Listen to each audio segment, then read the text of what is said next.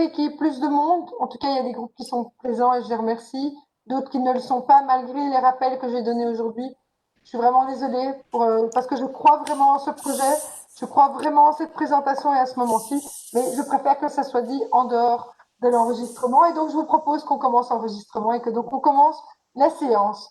Voilà. Et donc, je vais commencer d'abord par remercier tous nos intervenants d'être présents. Euh, pour moi, en tout cas, c'était important qu'on puisse avoir ce moment.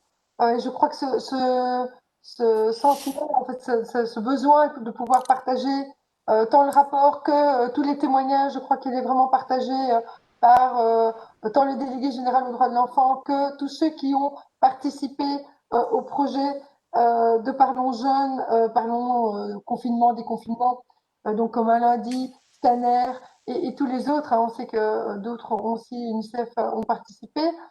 Je voulais d'abord faire une petite introduction, euh, que pour moi, il y avait d'abord un sentiment ambivalent qui m'habitait en cette semaine des célébrations de la Journée internationale des droits de l'enfant. D'abord, la joie de vous faire parvenir des témoignages de jeunes, des fragments de vie qui vous seront présentés donc aujourd'hui, grâce vraiment à ce travail incroyable qui a été fait ces dernières semaines, ces derniers mois. Mais en même temps, évidemment, la déception, et je pense qu'on la partage très fortement avec Pascal de Vos, donc déception de ne pas pouvoir tous et toutes nous retrouver dans la salle des glaces en présence de grands absents du jour, et les grands absents du jour, c'est évidemment les jeunes qui auraient dû participer, qui s'étaient prévus en fait initialement. Alors nous avons longuement songé au format que prendrait le présent événement au vu du contexte sanitaire. Il nous a finalement semblé plus judicieux de reporter la rencontre avec les jeunes à un moment où il serait réellement possible de les accueillir, de garantir un échange constructif avec les parlementaires au-delà d'écrans interposés.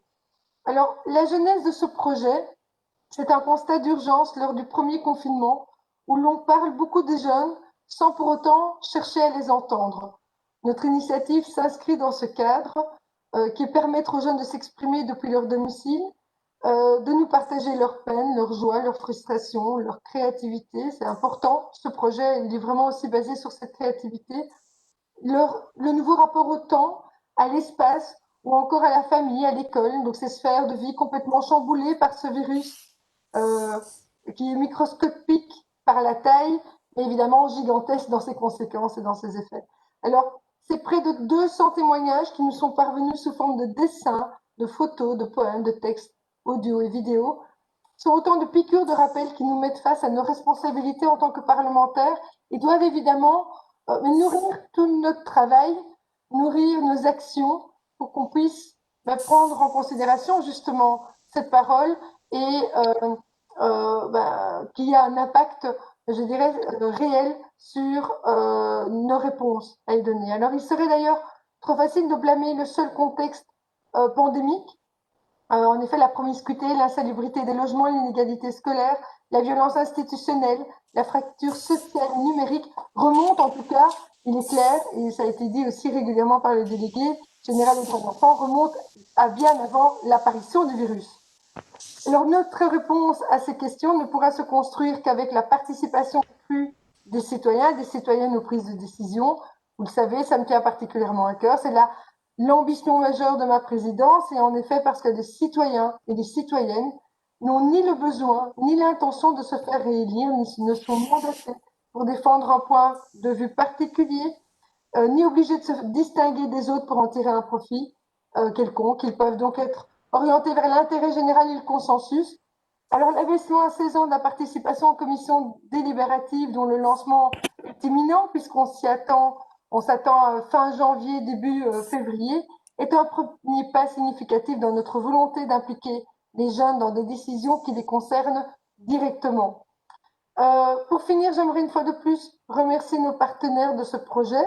Donc l'ASBL, comme on l'a dit, maintenant je vais tous les dire, Scanner, les ateliers radio du Xara Bruxelles et Urbanisson, à l'initiative donc du Parlement francophone bruxellois, du délégué général aux droits de l'enfant et de l'UNICEF.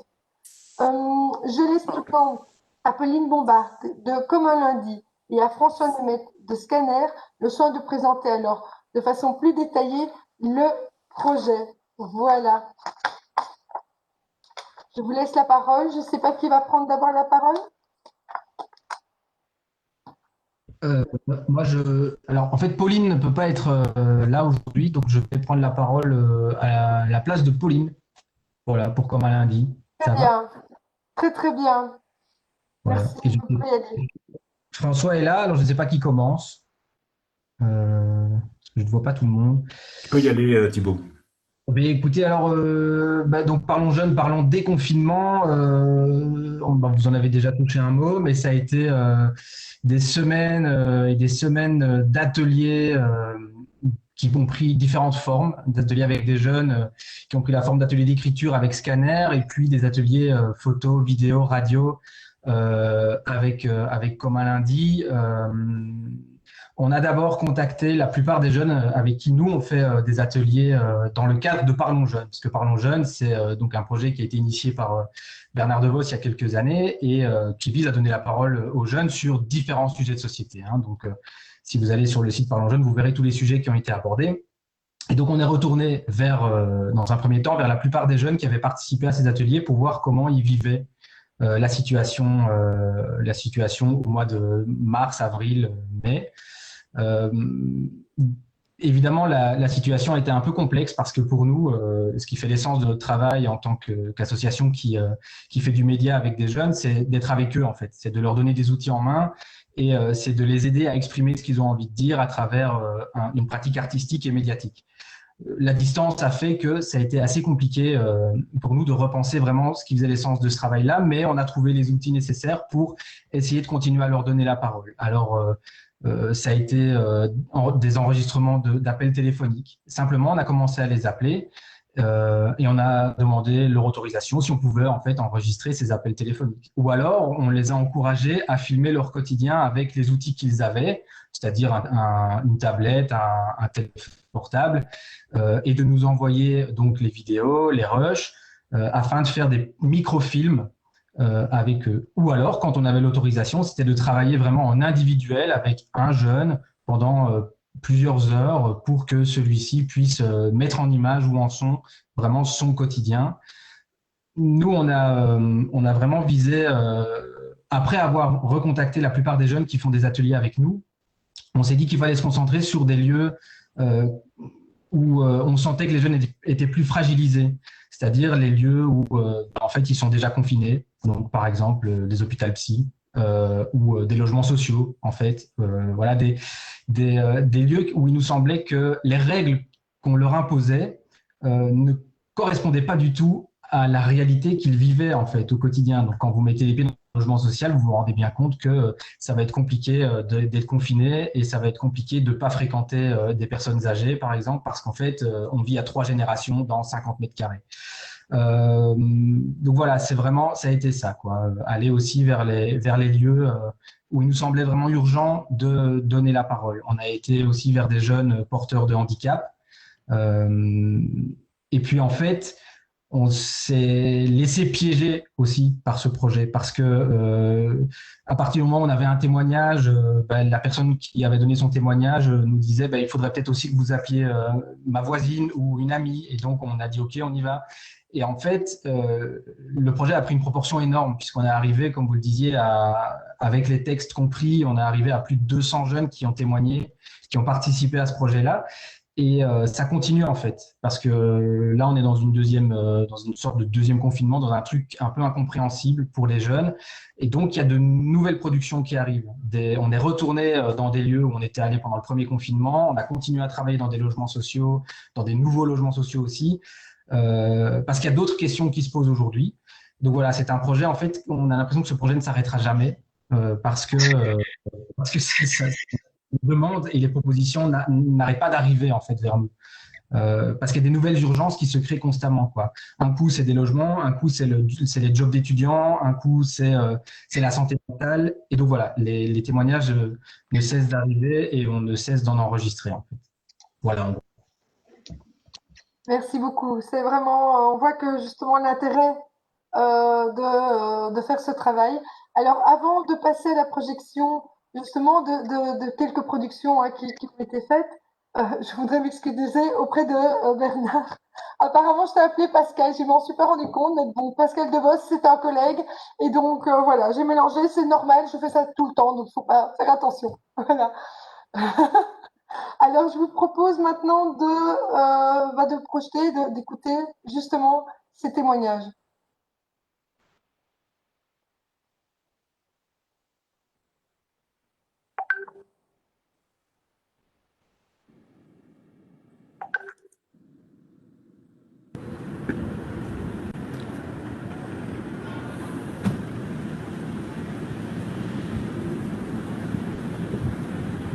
Tout s'est pratiquement bien passé. Il y a eu aucun changement durant ce confinement. C'était comme des vacances normales.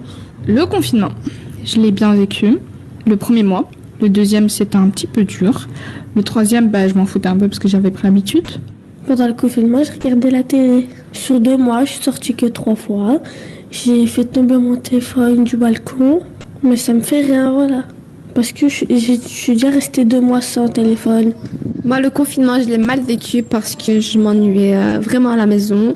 J'avais rien à faire et j'ai grossi, j'ai pris du poids, il n'y avait rien à faire à part manger. Du coup, j'ai fait une dépression. Le plus dur pour moi, c'est de rester à la maison. De rester enfermée, en plus toute seule, ou alors avec mon grand frère, mais bon, voilà, c'est dur. Mes journées se passaient comme une journée normale, comme un week-end. Je me réveillais vers 14h, 15h. Je sortais, je partais manger dehors ou je mangeais à la maison. Puis je rentrais aux alentours de 20h et je ressortais vers 22h30. Il y a eu des moments, la plupart du temps c'était normal, qu'une routine, comme des journées tout à fait normales. Et d'autres fois, le soir, c'était plutôt compliqué avec les amendes qu'on recevait, les contrôles de police.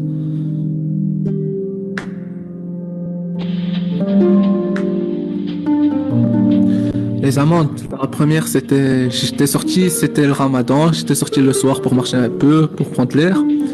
Ils nous ont pris en guet-apens, on s'est fait contrôler et avec une amende de 150 €. Mais il y a aussi une injustice où ils laissaient les papas, entre guillemets les papas de ce bloc, qui nous surveillent. Ils leur disaient rien, pas d'amende, rien du tout. Et là, pour moi, c'est une injustice puisque nous, jeunes, on nous enfile des amendes. Et eux, quand ils sont à 10 000 en regroupement, ils leur font rien.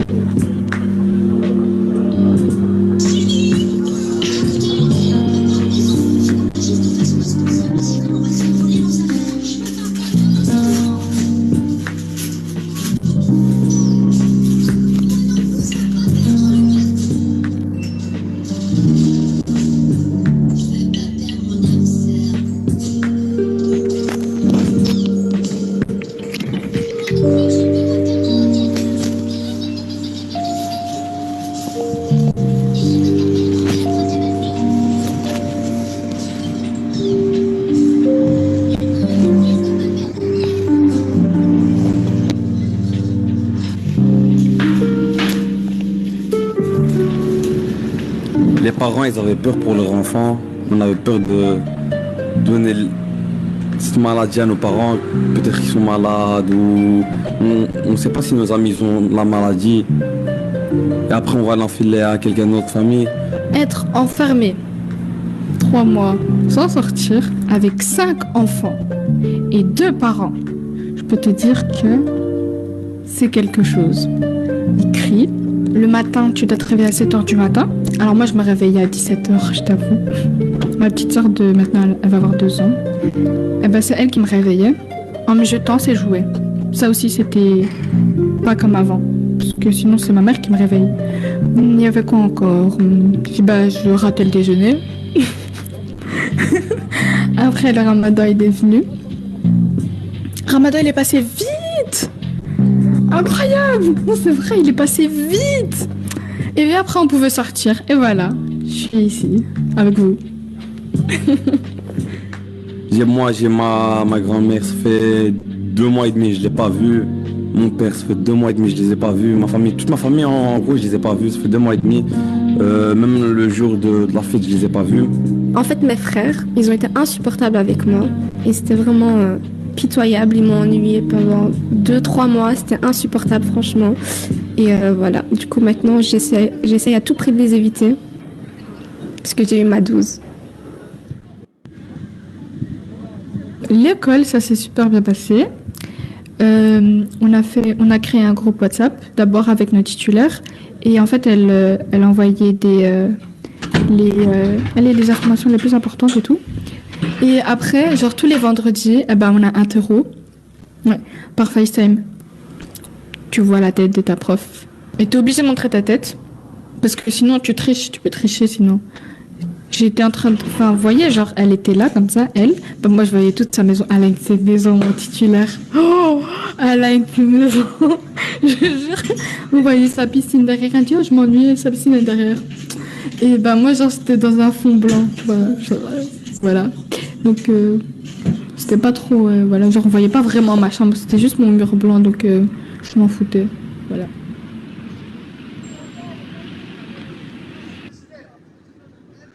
S'il devait y avoir un deuxième confinement, pour que ça se passe bien, je pense que la police devrait être un peu plus cool.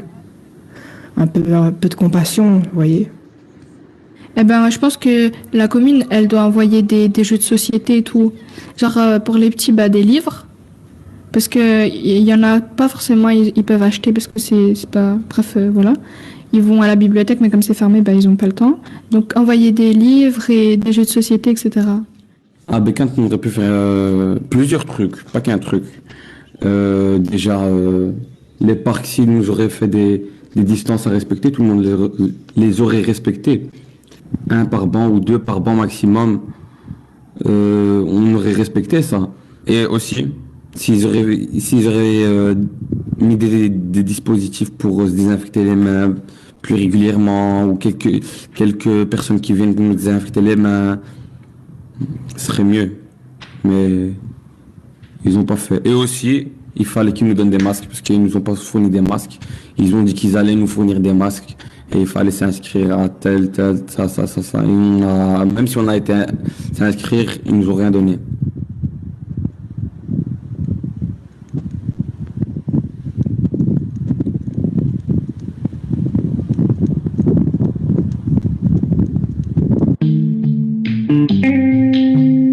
Alors j'ai eu Jonas quand j'avais 30 ans. Jonas est un petit garçon merveilleux, mais qui est né avec plusieurs pathologies, dont une trisomie plutôt orpheline, qui est la trisomie du chromosome 1. Alors, comment ça s'est passé le confinement pour nous? En fait, on a commencé le confinement en tombant tous malades. Mais en fait, ce qui m'a le plus marqué dans ce confinement, puisque moi je télétravaille à la maison et je reste donc toute la journée avec les enfants. Et donc, je fais aussi le suivi scolaire de Jonas. Et là, j'avoue que je remercierai jamais assez les professeurs de leur encadrement parce que, je ne sais pas comment ils font, eux, pour y arriver. Mais moi, je me rends compte que je ne suis pas du tout outillée pour m'expliquer convenablement la matière. Je me rends compte que chaque exercice est un questionnement énorme. C'est pas évident, on se sent mal. Moi, je me sens mal si je passe un peu trop de temps sur ces devoirs parce que je devrais peut-être travailler. Et puis, c'est très compliqué d'arriver à jongler entre les deux. Et puis, le grand chamboulement aussi, c'est que dans la vie de Jonas hors confinement, il est très suivi, donc pratiquement tous les soirs, il y a un ergothérapeute, un logopède, une logopède, un kiné, il est très accompagné dans la vie de tous les jours. Et là, comme ça, tout à coup, plus rien. Donc ça veut dire que papa et maman, on gère la logopédie plus ou moins comme on peut, en lui faisant répéter les choses, mais bon voilà, c'est pas notre rôle, on n'a pas les clés pour pouvoir l'aider, on n'arrive plus à le faire avancer. Hier, il a enfin retrouvé son kiné, qui est un vrai rayon de soleil. Et là, on se rend compte que, il était temps parce que il perd un peu de ses acquis. il a été le premier à accueillir la nouvelle du confinement par un mais c'est pas possible, qu'est-ce qu'on va faire sans école? Et je crois que on sort du cadre. Il a terriblement besoin d'avoir des repères et là, ils sont tous brisés en fait, d'une certaine manière. Donc c'est vraiment ça que ça a provoqué le confinement pour lui, c'est que voilà, on a rompu le cadre, son cadre à lui. Il faut essayer de ne pas avoir peur et de rester chez soi. Mais j'espère que je pourrai revoir tous mes amis. C'est juste que pour l'instant, leurs parents ne veulent pas parce qu'ils ont encore trop peur. Je discute avec eux, mais en distance, par téléphone.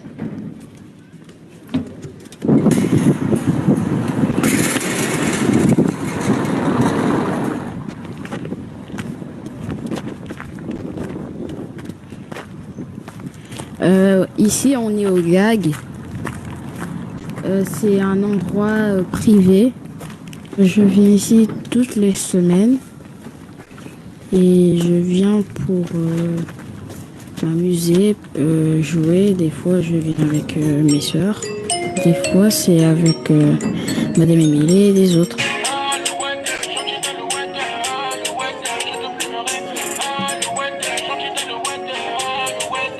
Mais moi, je viens presque tout seul. J'ai besoin d'être seule parce que il y a beaucoup de bruit chez moi. Je veux du calme.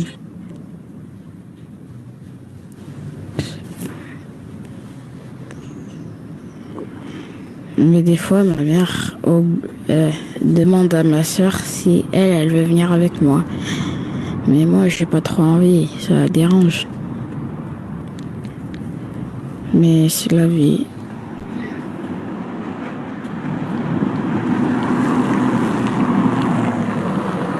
Je me souviens, la première fois que tu es venu au GAG, quand je suis venue te chercher, la première chose que tu as dite, c'est... Tu te souviens ce que tu as dit? Tu as dit « je respire ». Je respire l'air fraîche de dehors. J'entends les bruits et ça aussi, ça fait du bien. À la mi-mars, on a commencé à appeler les enfants du quartier pour prendre de leurs nouvelles. Puis on a réalisé que il n'y avait pas grand-chose parfois pour jouer à la maison, donc on vous a offert des jeux, tu te souviens? Oui. Puis on s'est dit, mais en fait, le plus important, c'est de pouvoir quand même s'amuser un peu dehors, en dehors de la maison, mais en sécurité, sur un endroit privé. Et donc là, j'ai proposé à maman, j'ai dit, est-ce que vous seriez intéressé que Sindani vienne jouer un peu 1h30? Et elle a dit oui. Et alors on a démarré ça. Chaque semaine, tu viens. Je crois que ça fait presque la 10e fois que tu es ici. Tu viens. J'aimerais dire aux décideurs de faire attention à nous, les enfants, que vous veillez sur nous, que vous veillez sur notre santé, à tous, et qu'on puisse s'occuper.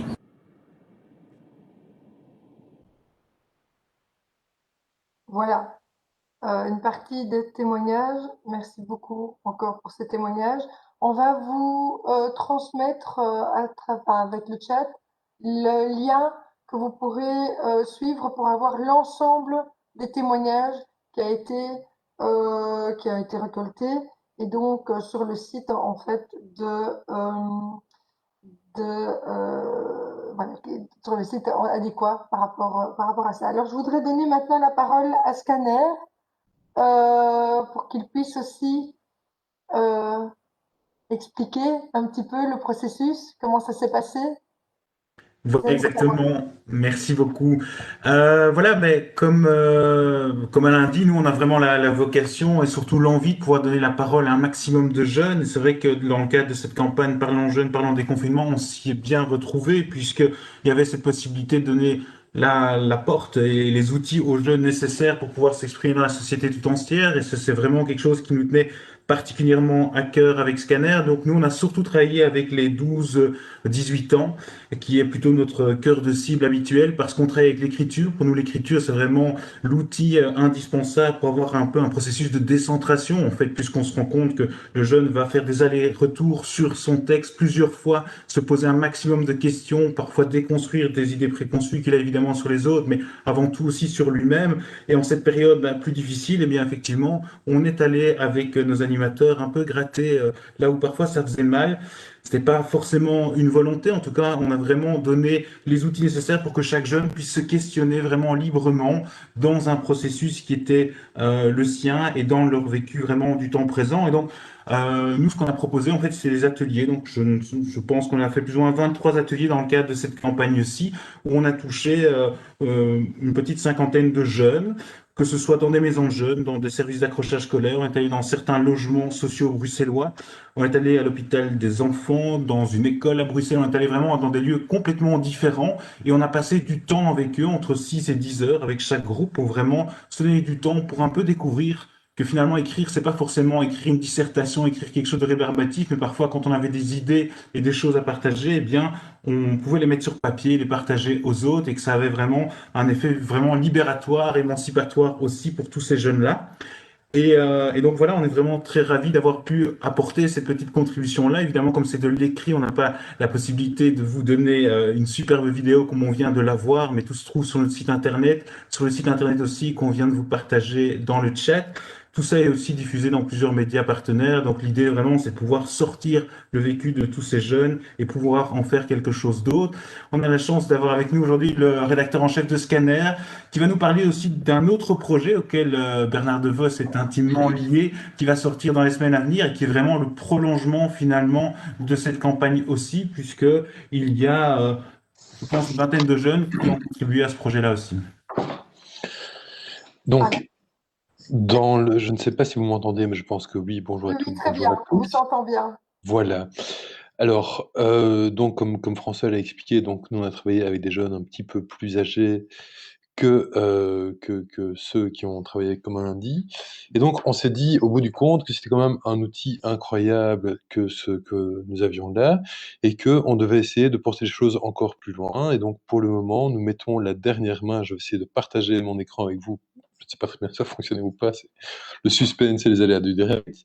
Mais donc ce qu'on a donc pour le moment, on met la dernière main et vraiment les dernières lignes, les derniers points sur le dernier i, sur le dernier j et les virgules au bon endroit, et ce n'est pas toujours facile.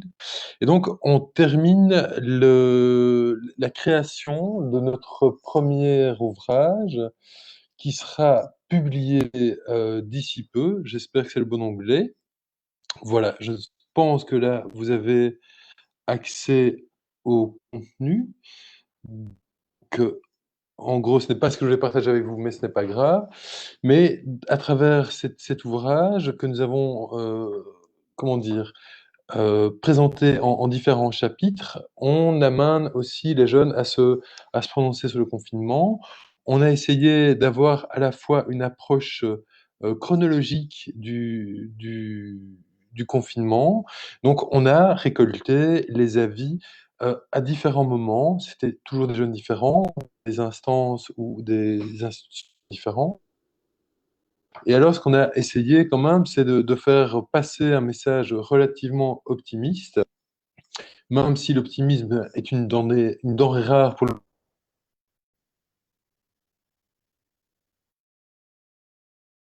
qui sont préfacés par Monsieur Pascal De Vos, si j'ai bien entendu tout à l'heure, et postfacés par Madame Glatini. Eh bien, sur la cinquantaine de textes que nous en avons une vingtaine qui ont été écrits par des Bruxellois qui ont en gros entre 12 et 25 ans. Voilà ce que je souhaitais partager avec vous. Je ne sais pas si vous avez vu mon écran. Oui, oui, on l'a bien vu. Oui, d'accord. Et donc, du coup, c'est vrai que pour les parlementaires, ils pourront non seulement alors suivre le lien pour aller sur le site de Parlons Jeunes, mais aussi alors pouvoir lire le livre que vous venez de réaliser, qui a l'air vraiment, évidemment, très intéressant. Est-ce que vous voulez encore prendre la parole pour Scanner?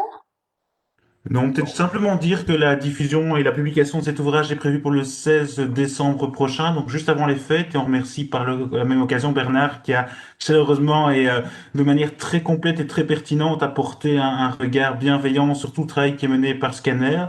Et c'est aussi voilà une certaine curiosité que je vous invite à avoir pour découvrir aussi la postface de Madame Glatini, ministre de la Jeunesse, qui a aussi, pour une fois, un peu témoigné et un peu est allé peut-être plus en profondeur sur sa vision de la jeunesse. Donc, c'est aussi des petites choses qui sont intéressantes puisque nous, on travaille vraiment avec le secteur de la jeunesse et de l'aide à la jeunesse au sens large. Et donc, c'est aussi intéressant d'avoir des retours aussi précis que cela, quoi. Merci. Alors maintenant, je vous propose de passer la parole au délégué général des droits de l'enfant, à Bernard de Vos. Comme ça, il va pouvoir présenter justement son rapport d'activité, mais justement avec ce focus sur le Covid et évidemment en lien avec ce que nous venons de vous présenter. Voilà, Bernard, je te passe la parole. Oui, merci Madame la Présidente. Alors, je voudrais d'abord commencer par votre Parlement, sa présidente, son équipe, pour avoir mis en œuvre un article très important de la Convention des droits de l'enfant, qui est le droit à l'expression. Alors, c'est un droit assez nouveau, hein, il date vraiment de la Convention de 89, enfin nouveau, ça fait quand même 31 ans, mais il y avait d'autres textes avant sur les droits de l'enfant qui ne reprenaient pas ce droit-là, le droit à l'expression, le droit à la participation, et c'est vraiment très très heureux que vous ayez saisi l'opportunité dans cette période difficile de mettre en œuvre cet article de la Convention. Et remercier aussi évidemment, comme un indice, Scanner d'avoir fait un travail de très grande qualité des deux côtés. On a vu quelques extraits, moi j'ai vu évidemment un peu plus déjà, et je vous avoue que je suis très bluffé de la qualité de ces témoignages. Et puis alors remercier aussi, ils sont pas là, mais les acteurs de terrain. On entend cette travailleuse de terrain à la fin de la vidéo qui explique un peu comment ils ont progressé. Tout le monde était un peu pris au dépourvu. Il y a des gens qui ont fait preuve d'une créativité au-delà de ce qu'on pouvait espérer. Alors on a d'autres qui sont restés planqués et donc on le regrette, mais une grosse majorité de travailleurs de terrain ont pris des responsabilités énormes, ont pris des initiatives de très grande qualité. Alors Madame la Présidente, vous me proposiez de présenter mon rapport d'activité, mais moi je voudrais vraiment rendre raison et rendre hommage au travail des enfants, et donc je vais effectivement brosser 3-4 thèmes qui sont présents dans mon rapport d'activité, mais je voudrais vous renvoyer mon rapport d'activité et ici essayer d'être le porte-parole des enfants et des jeunes, essayer de reprendre certains éléments qui semblent effectivement en concordance avec mon rapport d'activité, mais j'ai pas envie à cette heure-ci, à cette heure de la soirée, de commencer à faire une présentation exhaustive de mon rapport. Donc 4 points principaux. Le premier, vous ne serez pas surpris, puisque j'ai remis l'an dernier un rapport sur ce thème, et il y a 10 ans, un premier rapport sur le même thème, c'est l'impact de la pauvreté sur les enfants, les jeunes et les familles. Et ici, vraiment, clairement, la période difficile qu'on a connue, qu'on a rencontrée, a encore accentué, vous l'avez dit, Madame la Présidente, c'est surtout accentuer des phénomènes qui existaient déjà. Je note d'ailleurs que l'accentuation se fait plutôt sur un public, ce que j'appelle les nouveaux pauvres, qui sont relativement peu connus. Ce sont une série de personnes qui ont des revenus de travail, qui ont des engagements financiers en fonction du fait qu'ils ont un boulot, ils ont des revenus suffisants, qui achètent une maison à crédit, qui achètent une voiture, et qui du jour au lendemain, parce qu'ils sont indépendants, parce qu'ils tombent dans des situations, parce que l'entreprise ferme pour des raisons notamment liées au Covid, et qui se retrouvent parfois dans des situations extrêmement délicates. Et donc moi je mentionne toujours ce public-là sur lequel il faut être attentif, parce que ces parents n'ont pas l'habitude de faire appel à des services sociaux. Ces parents qui sont indépendants ont une certaine fierté entre guillemets de se débrouiller tout seuls, et ils emmènent souvent leurs familles et leurs enfants dans des logiques de déprime qui sont parfois très inquiétantes. Alors, ce qui est intéressant, c'est qu'on parle beaucoup de la privation, de la pauvreté matérielle, mais ce que les jeunes amènent dans les sujets qu'on a vus aujourd'hui, c'est notamment le ressenti des disparités, avec cette jeune fille qui dit je voyais ma prof avec à l'arrière sa piscine. Depuis, je fais fort attention pour qu'on ne voit pas la mienne. D'ailleurs, j'essaie de me mettre aussi devant un mur blanc. Mais donc, j'en ai pas, hein, rassurez-vous. Mais donc, je trouve que c'est très intéressant d'entendre le fait que le ressenti de la pauvreté par rapport à d'autres qui vivent relativement bien. Et ça se ressent encore dans les jeunes qui parlent des rapports entre les fratries et les parents. Pour un adolescent, il y a beaucoup d'adolescents effectivement qui témoignent, pour un adolescent, rien n'est pire d'être confiné avec ses parents, quelle que soit la situation.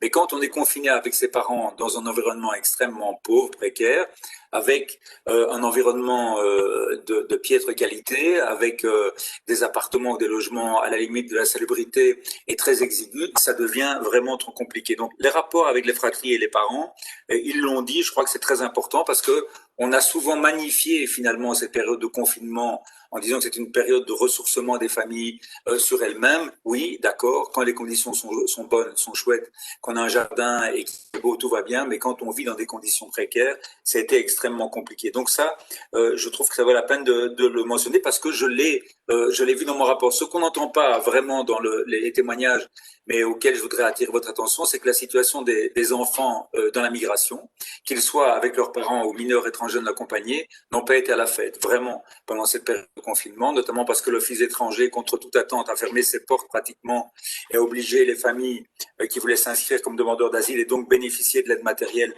de passer par un système via Internet et compagnie extrêmement compliqué. Et donc, ça a été très compliqué pour ce public-là.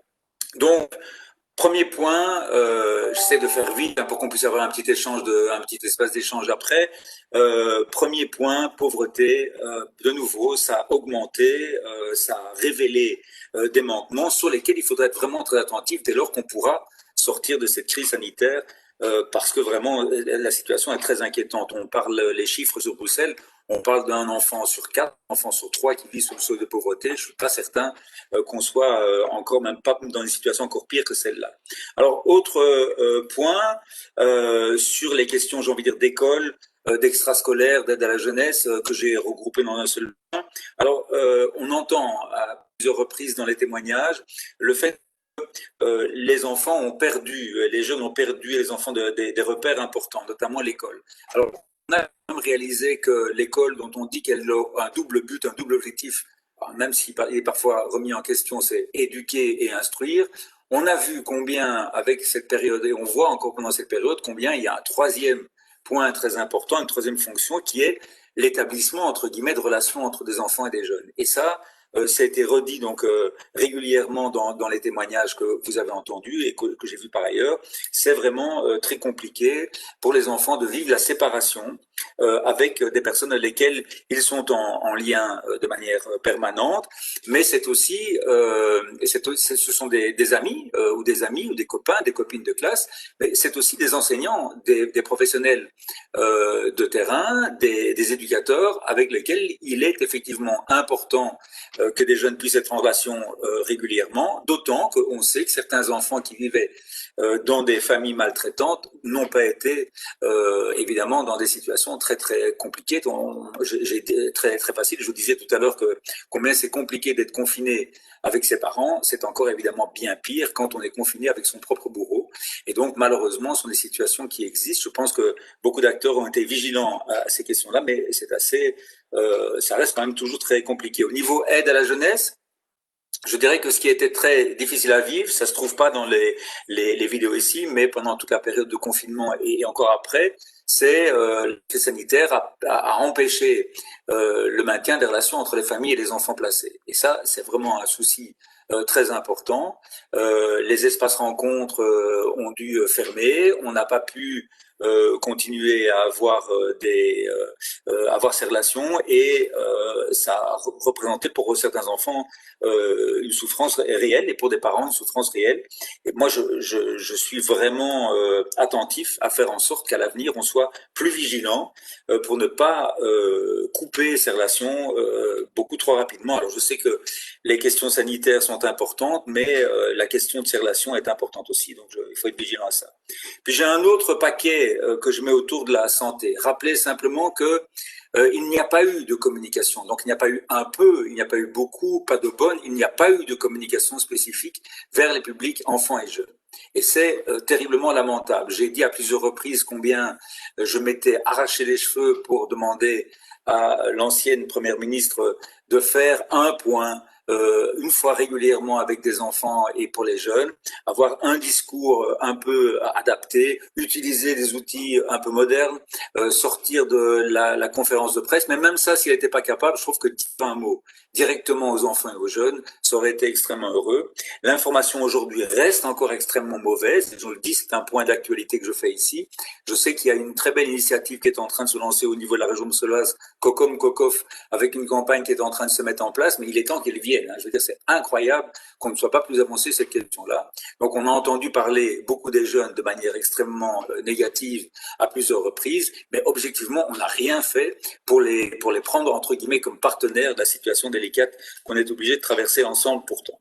Alors, autre point important qui se retrouve dans le reportage, c'est le fait qu'une série d'aides particulières pour des enfants en situation de handicap ont été complètement arrêtées. Soit que les institutions de placement qui acceptent des enfants en situation de handicap aient fermé leurs portes et les enfants sont restés à la charge de leurs parents pendant tout le confinement et encore après, puisque pour la reprise c'était parfois un peu lent. Soit que les enfants ont continué à aller à l'école, notamment dans l'enseignement spécialisé qui a continué en partie, mais tout ce qui était aide spécifique, logopédie, kiné, etc., a été arrêté et on voit combien, on l'entend dans le reportage, combien ces situations ont été compliquées à vivre. Mais de nouveau, là je répète que c'est une accentuation de problèmes qu'on connaît au long cours pendant toute l'année et c'est la situation de la maman de Jonas qui en parle qui est vraiment assez inquiétante. Je dirais aussi que on a vu vis-à-vis des jeunes, les jeunes n'ont pas eu de communication, je l'ai dit tout à l'heure, adaptée et donc ils ont été soumis à la communication très hasardeuse et très hésitante qui était celle qui était adressée aux adultes. Donc ils ont profité de brides à gauche à droite et ils se sont plaints régulièrement de l'incohérence des mesures sanitaires qui ne le comprennent pas. Il faut dire que même en tant qu'adulte, on a quand même parfois du mal et on a encore parfois du mal à savoir exactement ce qu'on peut faire, ce qu'on ne peut pas faire. J'avais un grand débat avec des gens sur ma page Facebook aujourd'hui, savoir combien on peut être le soir de Noël ou un autre soir. Il y a certains disant on peut être 4, oui mais non 4 dehors. Enfin moi-même j'ai parfois un peu de difficulté. Et puis autre difficulté qu'il faut pointer, ce sont les séquelles de l'enfermement. Je pense que c'est quelque chose qui est abordé en partie dans les reportages.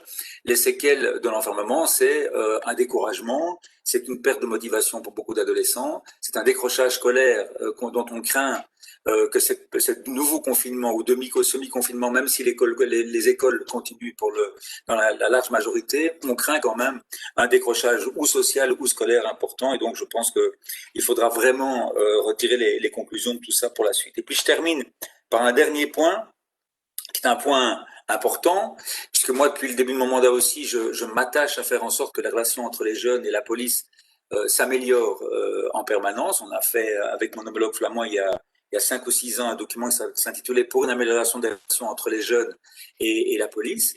On se retrouve aujourd'hui avec une exacerbation, j'ai envie de dire, des relations difficiles entre la police et les jeunes, dû à ce qu'on entendait de la part d'une jeune fille tout à l'heure. Il disait, mais il faudrait quand même qu'à l'avenir, c'est encore au confinement, il fasse preuve d'un minimum d'empathie. Alors l'empathie, évidemment, c'est peut-être un mot compliqué à intégrer dans le cadre des relations entre la jeunesse et la police, mais au moins le respect essentiel, au moins le respect de la dignité des individus. Et là, on sait que dans beaucoup de circonstances, c'est balayé d'un revers de la main, que beaucoup d'enfants sont trouvés, beaucoup d'adolescents sont trouvés dans des situations extrêmement compliquées. On sait que ce sont toujours nouveau les enfants qui vivent dans les quartiers populaires qui ont été les plus en difficulté avec cette question-là. Je pense que ça nous oblige, à la fin de cette crise sanitaire, à réentamer une discussion autour du rôle de la police et autour des relations entre les jeunes et la police. C'est un enjeu majeur pour nos sociétés qui a été évidemment, à mon sens, bien trop laissé de côté dans la période avant la crise sanitaire. Mais une fois que cette crise sera derrière nous, je pense qu'on ne doit pas attendre pour retravailler sur ces questions-là parce qu'elles sont importantes. Voilà, Madame la Présidente. Moi, j'ai dit l'essentiel, évidemment. Donc, le rapport, il est ici, il est joli, vous le voyez peut-être, il est là. Il est disponible, il arrivera par la boîte aux lettres chez tous les parlementaires et tous ceux qui souhaitent en avoir d'autres exemplaires ou ceux qui ne sont pas pris dans de liste peuvent le demander très facilement avec un simple petit mail. Et je le dis aussi tant qu'à faire, parce que j'ai la parole après. On a fait un petit bouquin assez sympa avec une version sur les droits des enfants simplifiée pour les enfants, mais aussi pour les personnes en situation de handicap qui ont du mal à comprendre, pour des personnes qui n'ont pas accès à la langue, avec beaucoup de dessins. C'est illustré autant que vous voulez. Voilà, Madame la Présidente, j'ai fini. Jusqu'ici. Merci beaucoup, Bernard DeVos. Merci pour cette présentation et surtout de pouvoir l'avoir fait de cette manière-là. Je pense qu'en effet, l'idée aussi de pouvoir dialoguer avec vous et avec aussi Maud Dominici qu'on n'a pas encore entendu d'UNICEF. Je pense que les questions des parlementaires pourront être adressées tant à Maud Dominici, donc d'UNICEF, que à Bernard DeVos. Donc voilà, je vous propose de commencer tout de suite. Donc, pour rappel, le bureau élargi a décidé d'organiser donc les questions-réponses, c'est-à-dire qu'on donnera 2 minutes par parlementaire pour qu'on puisse voilà faire que ça soit fluide en tout cas et qu'on ne soit pas trop long non plus. Alors, je sais que vous êtes plusieurs par groupe politique, donc je vais faire le tour des groupes politiques. Monsieur DeVos et Madame Dominici, est-ce que je prends d'abord l'ensemble des questions? Je pense que c'est le mieux et qu'après vous puissiez alors vous partager pour les réponses. C'est bien comme ça? Ça vous convient? Je pense que Pasteur, si on ne veut pas trop entamer nos soirées respectives, je pense que c'est comme ça qu'il faut faire, effectivement. Eh bien, on va faire comme ça. Alors je vais commencer par le groupe socialiste. Alors, je ne sais pas si je dois passer la parole à Monsieur Casban ou à Madame Agic. Qui veut prendre la parole? Magali, oui. Je veux bien prendre la parole, mais je ne vais pas commencer parce que je suis en position inconfortable. Pas de problème. Dans 5 minutes, oui. On reviendra. Voilà, merci. Il n'y a pas de problème. Peut-être le groupe écolo qui souhaitait prendre la parole pour 2 minutes. Par contre, juste, je me permets. Oui. Delphine. Je suis en voiture. Ouais, je suis en voiture, mais j'aimerais bien intervenir après mon chef de groupe, si c'est possible. Voilà, merci. Alors, je prends note. Hein. Donc, après Monsieur Casban, il y aura Madame Chabert. C'est comme ça. Oui, Madame Chabert peut même intervenir avant moi, il n'y a aucun problème. Est-ce que Madame Chabert veut intervenir maintenant ou est-ce qu'on laisse la parole? Je veux bien, si vous m'entendez. Oui, allez-y. Ok. Donc, un grand merci. J'ai pu voir le petit document vidéo et un grand merci pour vos présentations. Je vais aller vite, on n'a pas beaucoup de temps. J'ai 3 grosses questions. La première, c'est sur l'école. Il y a eu quand même, donc moi j'ai défendu très très fort un maintien des écoles ouvertes et un retour le plus massif et rapide possible des enfants à l'école. Cela dit, je sais qu'il y a eu quand même des polémiques par rapport à ça, notamment la FAPEO par exemple disait oui, mais si c'est pour envoyer les enfants dans les écoles pourries, autant qu'ils restent à la maison avec les conditions sanitaires, les lavages des mains, les trucs, etc. En même temps, il y avait aussi les pédiatres qui nous disaient non, ils doivent être à l'école. Moi, je pense qu'il fallait réouvrir les écoles absolument. Je voulais avoir un avis là-dessus. Deuxième chose, c'est sur l'extrascolaire. Je pense que c'est fondamental que ça a complètement été utilisé comme du bouche-trou. C'est-à-dire quand on ne peut pas accueillir correctement les enfants à l'école, on les met à la garderie. Mais alors, voilà, on connaît hein, l'état et la qualité variable de notre accueil extrascolaire dans les écoles. Je pense qu'il y a un énorme rôle à jouer dans les droits de l'enfant, dans l'accueil, etc. Et je trouve que cette crise le démontre encore plus. Et je ne vois aucun projet politique d'ampleur à ce niveau-là. Donc, c'était la question extrascolaire.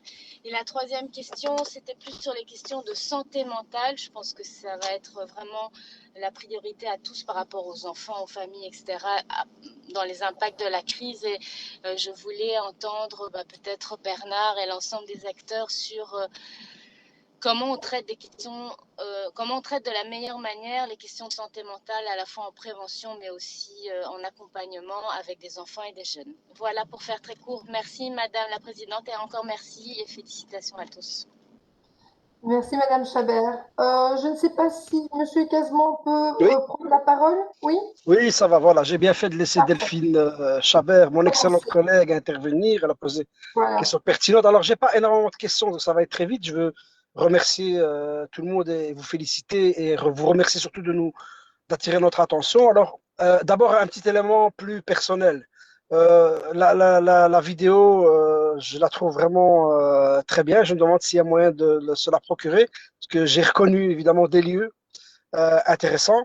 Ça, c'est la première chose, parce que je pense qu'on peut en faire quelque chose d'intéressant. Je me pose la question de savoir si nos jeunes, donc, j'ai écouté un spécialiste il y a quelque temps à la radio, mais bon, je ne vais pas dire de bêtises, donc je ne sais plus de qui il s'agissait, mais en tout cas, c'était un scientifique, mais vraiment, j'ai plus le nom en tête, mais qui expliquait en fait que nos sociétés ont sous-estimé l'impact du confinement chez nos jeunes, et en expliquant que tous nos jeunes, enfin la population, toute la population n'est pas égale face au confinement. Et que par exemple, j'espère qu'on ne va pas me hurler dessus, mais c'est que les jeunes l'ont subi de plein fouet parce que, évidemment, quand tu es jeune, tu as évidemment des besoins primaires, des besoins de contacts sociaux ou des besoins d'évasion qui sont parfois beaucoup plus prononcés, beaucoup plus importants, surtout quand tu es préadolescent, adolescent et que tu es en train de grandir, en train de te faire une personnalité. Et donc, il me semble qu'ici et là, on a probablement, dans les mesures qui ont été prises, dans la façon dont on a décidé les choses de manière unilatérale, on a probablement sous-estimé l'impact chez les jeunes et surtout le fait que nos jeunes ont été plus pénalisés que d'autres de l'isolement à un moment donné et du confinement. Alors, il ne faut pas me faire dire ce que je n'ai pas dit. Je ne dis pas que dans la population adulte et des personnes âgées ou quoi, il y avait un besoin moins important parce que là aussi, il y a des problèmes. Mais chez nos jeunes, quand tu es adolescent, tu as besoin de t'évader, tu as besoin de sortir, tu as besoin de faire du sport. Et moi, je le constate, et je terminerai là-dessus, je le constate dans certains quartiers à Molenbeek, il y a certaines demandes en fait qui apparaissent chez les jeunes, chez certains jeunes, et je constate qu'il y a de plus en plus d'agressivité et d'impatience. Alors, je comprends l'impatience des jeunes, elle est réelle, et je voudrais savoir si vous confirmez également ces aspects-là. Voilà, merci. Alors, je vais passer la parole d'abord au groupe PTB, Monsieur Obelinski.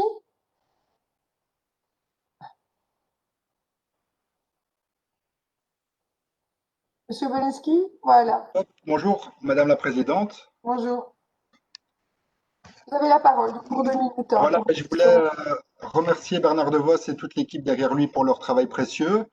Je pense que vous avez apporté un petit peu de réel dans ce Parlement virtuel, malheureusement, pendant 1 heure. Et on a ouvert un petit peu les fenêtres et ça fait du bien. Je pense que voilà, vous avez rappelé aussi qu'on avait affaire à un virus de classe, dans le sens qu'on n'est pas tous égaux devant le confinement, on n'est pas tous égaux devant le déconfinement, on n'est pas tous égaux devant le Covid. Évidemment, plusieurs l'ont dit, tout a été aggravé par la crise qu'on est en train de vivre, avec un triple aspect, l'aspect sanitaire, mais aussi l'aspect démocratique et l'aspect socio-économique. Et ça a forcément frappé les publics les plus fragilisés dans la région bruxelloise.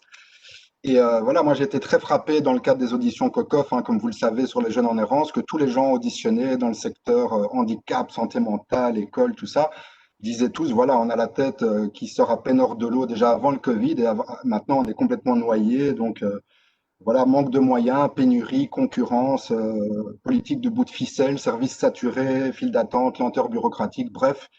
C'est la merde. Et la première question que j'aimerais vous poser, c'est voilà, comment est-ce qu'on va sortir de cette logique-là, de cette logique néolibérale qui, en fait, tous les jours renforce les conséquences qu'ensuite on essaye de corriger avec des sparadraps sur des plaies béantes.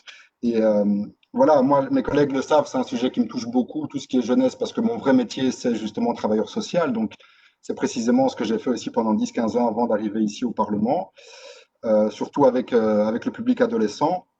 Donc, j'ai des questions plus précises là tout de suite par rapport à la question relation police-jeune.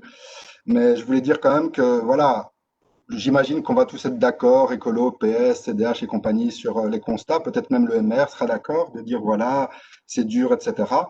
Maintenant, donc, j'ai envie de vous dire, allons tous ensemble activer la richesse où elle se trouve, parce qu'il y a des gens qui ont profité de cette crise, plus 30%, le 1% le plus riche, Monsieur Deleuze, Monsieur Colruyt et compagnie.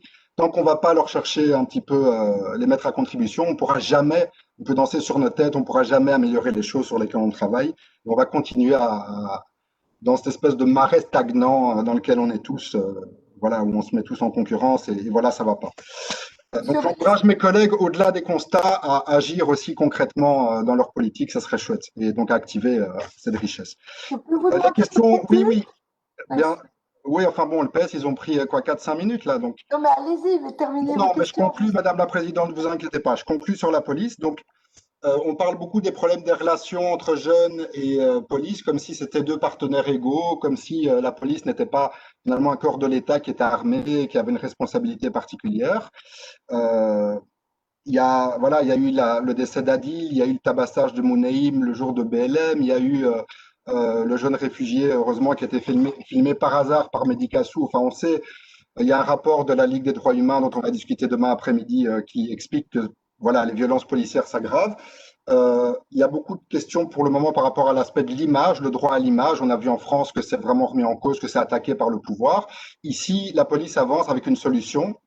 Ils vont le faire à Scarbeck à partir de bientôt. Ils vont le faire à Mille-Bruxelles. C'est la question de la body cam. J'aimerais savoir ce que vous en pensez. Est-ce que vous pensez que ça pourrait contribuer à améliorer les choses? Moi, j'ai des doutes parce qu'une body cam où c'est le policier qui allume quand il veut, comme il veut, je ne sais pas si ça va être utile. Qu'est-ce que vous pensez des mesures concrètes qui pourraient améliorer la situation sur le terrain? La question des récépissés, bon, c'est plus un thermomètre. Voilà. Comment on pourrait cadrer la force? Comment mettre fin à l'impunité? Voilà, tous les gens de votre équipe qui ont bossé sur ces questions-là, moi, j'ai envie de savoir c'est quoi on pourrait faire pour améliorer la situation sur le terrain au niveau des violences policières. Merci beaucoup. Et désolé d'avoir un tout petit peu dépassé mon temps. Il n'y a pas de problème, mais j'essaie juste, voilà, de pouvoir respecter en effet ce temps. Après, c'est vrai que c'est important qu'on puisse tous poser nos questions.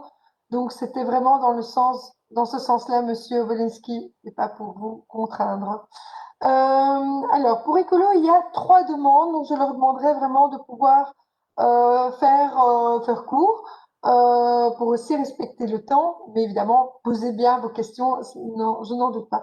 Alors, Margot Doré, peut-être d'abord, puis Kelvin Suarez, puis Madame Faridata. Merci, Madame la Présidente, mais je vais faire très très court. D'abord, remercier évidemment les interventions qu'on vient de voir, le petit film, tout ça est vraiment très très riche d'informations pour nous.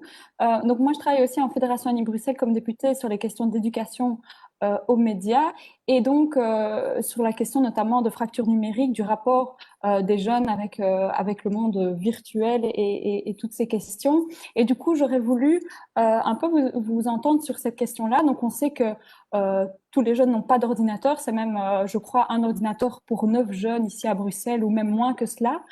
Mais par contre, ils ont beaucoup, pour la plupart, un smartphone qu'ils utilisent pour notamment les réseaux sociaux et autres. Et ce smartphone a joué un rôle forcément dans le confinement parce que ça a été aussi leur lien social. Et on a vu des études ou en tout cas des témoignages qui montraient que il y a une recrudescence forte du cyberharcèlement et de la cyberhaine. Donc, j'aurais voulu un peu savoir si vous aviez constaté cela dans vos divers échanges avec eux.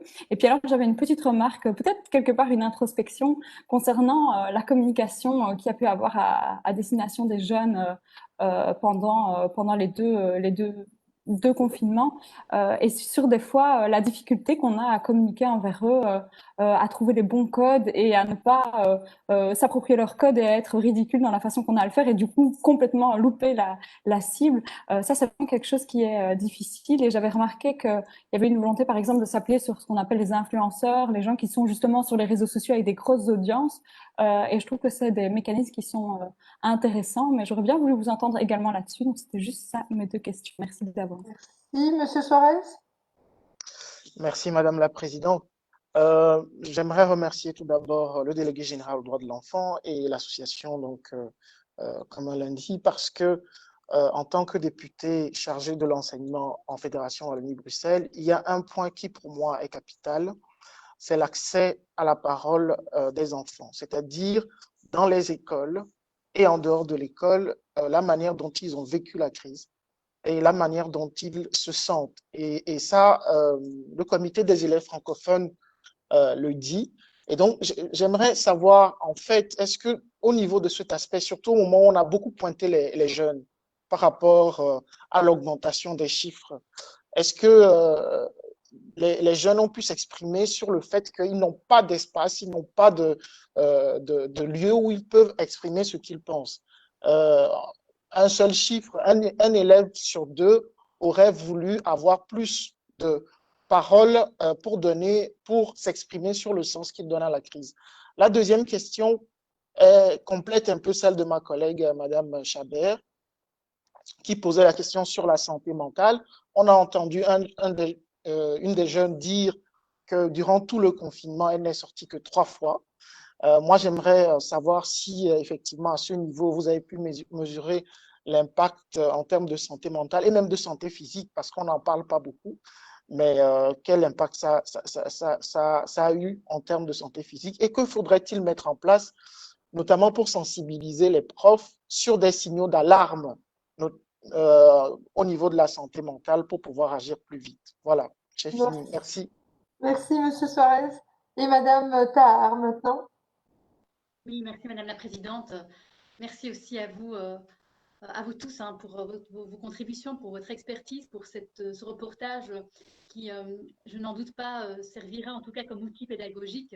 Alors moi, je suis députée surtout en charge des matières sociales, de l'emploi. Et alors au Sénat, je suis également présidente de la commission du renouveau démocratique. Et à ce titre-là, on a beaucoup parlé de redonner la parole aux jeunes qui puissent se réapproprier parce qu'on ne les a pas entendus, parce qu'on ne les a pas suffisamment considérés.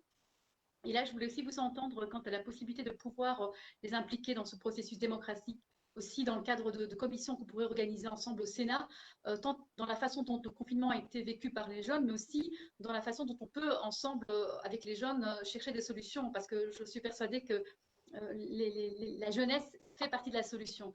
Alors, vous avez fait le constat que nous partageons aussi assez alarmant de rappeler que à Bruxelles, un enfant ou un jeune sur 3 est victime de violence. Avec le confinement, on sait que ça va exacerber la pauvreté et creuser davantage les inégalités. Nous savons malheureusement que certains jeunes n'échappent pas aussi à la réalité des rues. Donc, on sait que de plus en plus de jeunes aussi connaissent l'errance.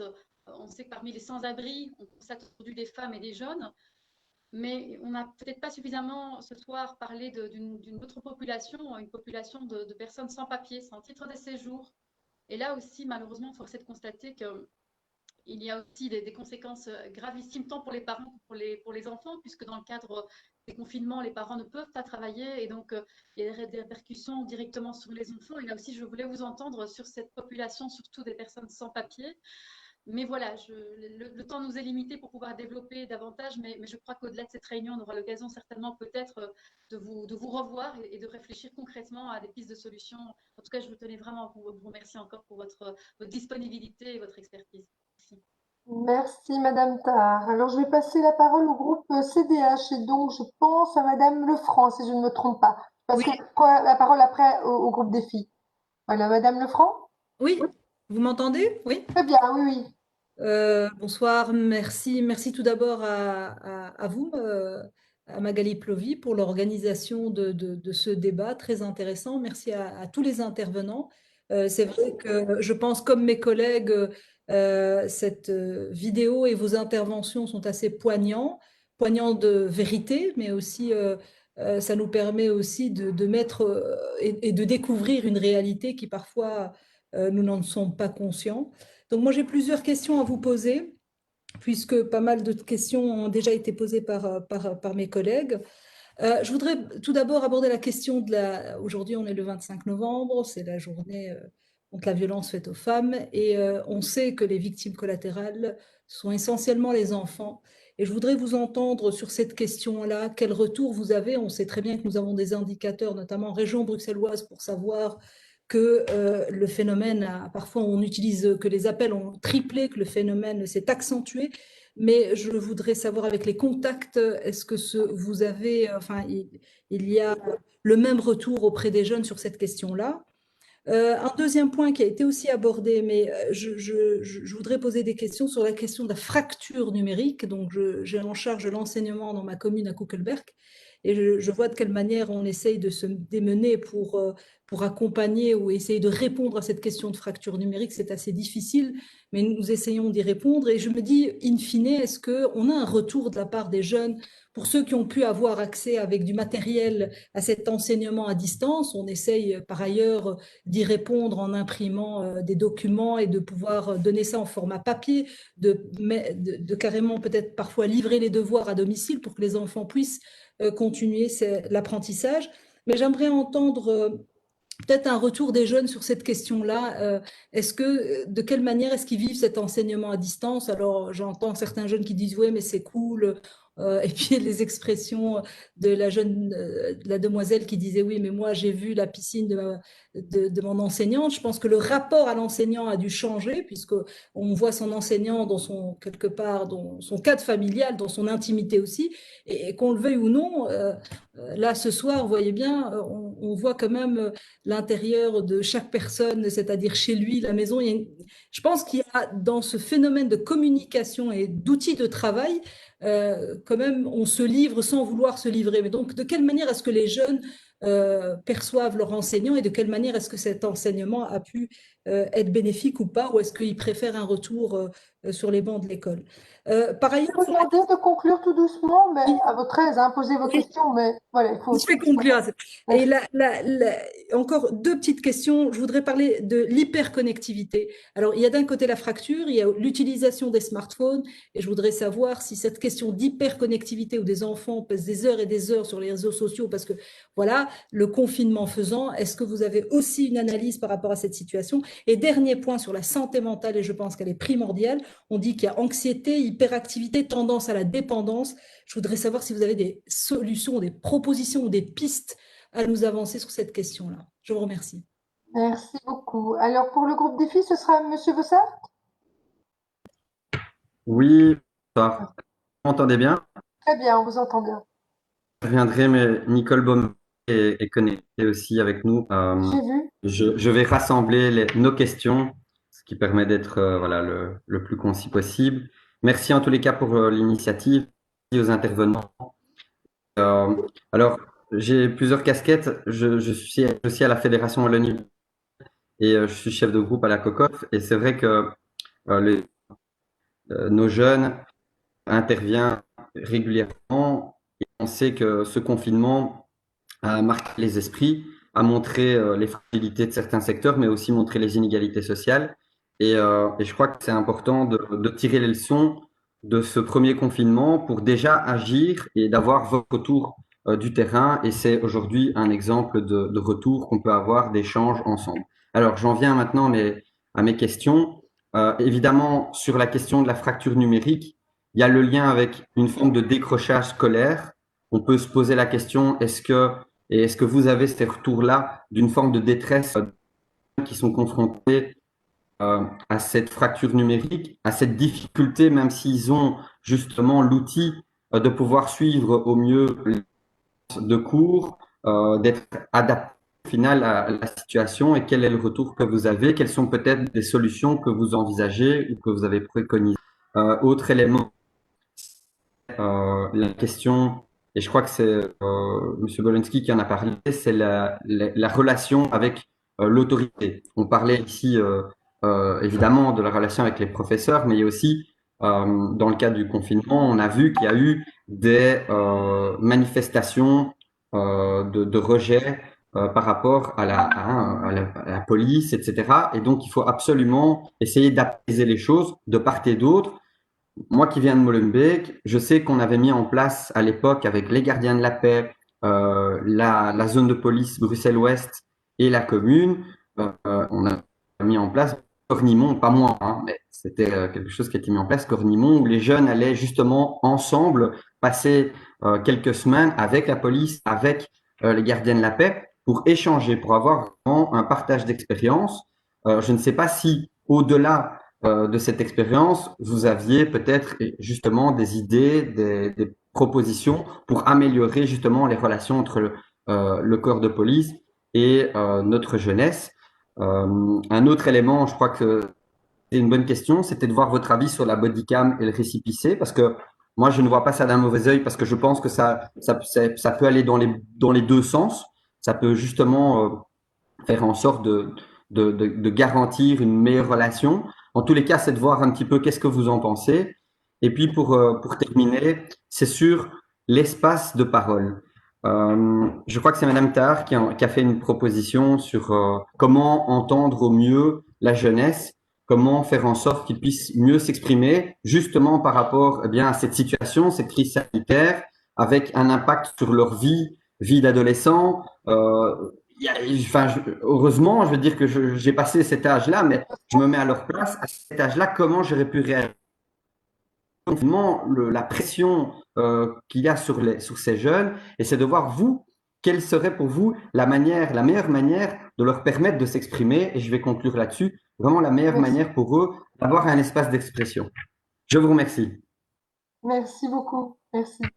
Et alors, Madame Tettelbaum pour le groupe MR, et on va terminer avec elle. Oui, merci beaucoup, Madame la Présidente. Monsieur De Vos, merci beaucoup. Je voudrais commencer par m'excuser parce que je donnais une conférence sur les violences faites aux femmes qui était prévue de longue date, et donc en cette journée, on essaye voilà, de participer et d'être un peu partout. Donc j'ai raté une partie, je préfère le dire tout de suite. Donc si je dis des choses auxquelles vous auriez déjà répondu, veuillez vraiment m'excuser. Voilà, j'ai pris le train en marche. Et c'était très intéressant, donc je voulais vous remercier aussi. Je comprends, j'ai été très sensible, que ce soit par rapport aux violences faites aux femmes justement, ou par rapport aux enfants, à cet effet de loupe que ce Covid a entraîné, que ce soit par rapport aux inégalités ou par rapport aux situations familiales vécues, parce qu'il y a ça aussi, évidemment. Comme pour les violences, j'ai envie de dire, ces problématiques, traversent en fait tous les milieux sociaux. Alors, ils sont évidemment exacerbés dans certains, mais pour vivre non pas à Molenbeek, mais à Ixelles, je peux vous dire d'avoir pu voir aussi beaucoup de jeunes qui défiaient cette autorité, défiaient les règles, on a beaucoup parlé d'Ixelles avec les fêtes organisées, et beaucoup de jeunes en fait qui participaient à beaucoup d'endroits. Donc je pense que c'est quelque chose effectivement et dont on a beaucoup parlé avec les jeunes en errance aussi. Et j'avais été beaucoup touchée, je l'avais dit plusieurs fois à notre présidente Magali Plovy, par leur présentation, mais aussi par tout ce qui a suivi et tout ce qu'on a pu apprendre autour de ça, parce que voilà, on apprend tous les jours. Et donc moi, je voulais vous poser une question. Donc si vous y avez répondu, excusez-moi, mais est-ce qu'il y a une manière différente avec lesquelles les filles et les garçons ont vécu de votre expérience ces problématiques tant par rapport à la scolarité qu'au niveau intrafamilial qu'au niveau du respect des règles? Est-ce que les effets et les conséquences étaient les mêmes, et est-ce que la manière de le vivre était la même? Et alors, une autre question tout simplement, est-ce qu'il y a quelque chose, je veux dire un peu de manière pragmatique, nous sommes toutes et tous députés, est-ce qu'il y a quelque chose que vous pensez qu'on pourrait faire en termes législatifs de manière prioritaire pour essayer de répondre à ce que vous avez évoqué? Merci Magali. Merci Madame Tettelbaum. Alors maintenant, je vous laisse la parole, Monsieur De Vos, Madame Dominici, pour répondre. Prenez le temps nécessaire. Je dirais que Maud prenne la parole en premier lieu et je répondrai à tout ce à quoi elle n'a pas répondu. Si c'est bon comme ça. Oui, c'est parfait. Voilà. Alors, Madame Dominici, c'est à vous. Oui, c'est parfait. Merci beaucoup. Je suis désolée si ma bande passante coupe, je couperai la vidéo, mais parfois tout s'arrête. Donc, excusez-moi déjà. Je voulais rebondir sur plusieurs éléments. D'abord, le premier, il est clair que la pandémie de Covid-19, qui en seront les premières victimes, ce sont évidemment les enfants, et certainement les enfants et les familles les plus vulnérables. Donc ça, c'est clair. On n'en est qu'au début des conséquences, puisque l'impact de la pandémie est certainement en matière de pauvreté. On prévoit un impact sur les 5 années à venir. Et donc, comme on l'a déjà rappelé, la Covid a a révélé des inégalités déjà existantes, mais en a révélé, je dirais, encore d'autres. Donc, il y a 4 groupes d'enfants clairement sur lesquels il faut être attentif. Ce sont en effet les enfants les plus vulnérables, dont les enfants touchés par la pauvreté qui étaient déjà pauvres, ceux qui étaient susceptibles de sortir de la pauvreté et qui vont y retomber, ceux qui sont retombés dans la pauvreté et ceux qui n'avaient jamais connu la pauvreté. Et donc, on en a parlé. Alors, d'après les estimations qu'on a pour les prochaines semaines, je dirais, on va vers une augmentation claire du taux de pauvreté des enfants et des familles. Et comme je vous le disais, avec un impact sur 5 ans. Et donc, c'est énorme dans la vie d'un enfant. Alors, pour tous les pays riches, y compris la Belgique, on voit qu'il y a des mesures de protection sociale qui ont été mises en place. On voit qu'il y a des réponses aussi qui ont été, un grand nombre de mesures qui ont été affectées au secteur privé. Ce que nous, on demande, c'est vraiment un rééquilibrage des réponses. Donc, 80%, plus ou moins 85% des réponses des pays riches ont été affectées au secteur des entreprises. Au secteur privé, 15% à peine des réponses ont été affectées aux enfants et aux familles. Alors, plus préoccupant encore, la plupart de ces réponses sont des réponses sur le court terme. Et donc là, il faut vraiment non seulement augmenter les réponses en protection sociale des enfants et des familles pour qu'elles puissent faire face au choc, qui n'est pas un choc de plusieurs mois, mais qui va être un choc de plusieurs années, et également augmenter les réponses en protection sociale. Et donc, ça, c'était pour la question relative aux inégalités et à la pauvreté. Et donc, dans les mesures, en effet, à prendre pour lutter contre la pauvreté et les inégalités, il y a évidemment un renforcement de toutes les allocations sociales, la protection sociale, mais il y a également un renforcement de tous les piliers, vraiment toutes les bases solides qui vont permettre aux enfants d'affronter les chocs. Et donc, parmi ces piliers, il y a, on l'a cité, la question de l'éducation, la question de la santé, la question du support aux familles, que ce soit les congés parentaux, que ce soit des services de qualité de garde pour tous les enfants, y compris les plus vulnérables, et la préservation, évidemment, des budgets. On l'a vu en 2008, suite à la crise, la plupart des budgets ont été, pour les enfants et les familles, ont été réduits, ce qui a eu pour conséquence une augmentation constante de la pauvreté. Alors, en matière d'éducation, là, à mon avis, Bernard et moi, nous serons complètement d'accord. L'éducation, c'est pas juste une question d'apprentissage. On le voit dans toutes les crises, l'éducation est aussi un moyen pour les enfants, non seulement d'avoir une vie sociale, mais aussi d'être résilients. Et donc, pour affronter justement la crise à laquelle ils font face. Et donc, c'est pour ça que c'est très important de garder ces écoles ouvertes pour permettre aux enfants de retrouver une normalité, d'avoir une vie sociale, de continuer à apprendre et d'être résilient face au choc. Idem pour le jeu. Le jeu apporte la même chose. Le jeu, c'est le lien social, c'est un droit, mais ça permet aussi aux enfants d'affronter les chocs. Et donc, je dirais, ça, c'est vraiment très important. Au niveau de l'impact, au niveau de la santé mentale, clairement, les prévisions sont assez alarmantes au niveau mondial. Au niveau de la santé, on va vers des décès d'enfants de causes tout à fait évitables parce qu'ils n'ont pas eu accès à la vaccination ou à des soins de base. Au niveau de la santé mentale, pareil, les enfants en ont parlé, ils ont parlé des angoisses, ils ont parlé du stress. Il y a des tas d'études qui sont disponibles et là, on a des taux d'angoisse, de stress chez les enfants qui est vraiment très élevé et la question de la santé mentale et du support psychosocial doit vraiment être une priorité absolue aujourd'hui. Et alors, je vais terminer parce que je pense que j'ai assez parlé. Je vais laisser à Bernard le mot de la fin et terminer sur toutes les autres questions. Et je reste évidemment disponible après cette réunion pour vous donner d'autres informations.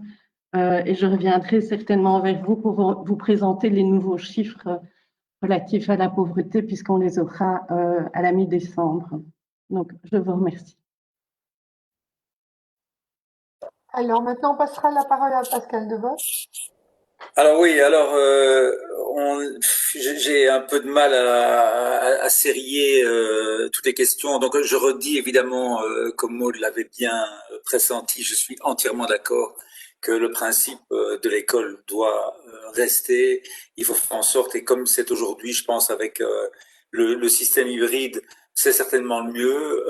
Alors on a posé la question du numérique et on a fait état, je sais plus qui a fait état du fait que dans un système hybride, c'est chouette d'avoir le numérique, mais il n'est pas indispensable. Effectivement, on peut faire un jour, si on travaille un jour sur 2 à l'école, on peut faire un jour la théorie, la pratique à la maison ou l'inverse, faire l'école inversée, faire la théorie à la maison et la mise en pratique le lendemain. Ce qui est important, c'est de garder une relation pédagogique constante et éviter évidemment la déscolarisation, éviter l'abandon scolaire, éviter le décrochage scolaire en ayant un lien le plus permanent avec les élèves. Et donc, je pense effectivement qu'il faut que l'école continue tant qu'il n'y a pas de grosses contre-indications au niveau sanitaire. On sait que pratiquement, quand on voit les chiffres de l'ONE, en maternelle, il n'y a pratiquement aucun impact. En primaire, il y en a un petit, mais léger, mais on voit surtout que c'est dans les dernières années secondaires qu'il y a un impact. Et donc, effectivement, je pense que la solution actuelle était la bonne solution. J'aurais même préféré qu'on opte plutôt avant le congé d'automne pour cette solution.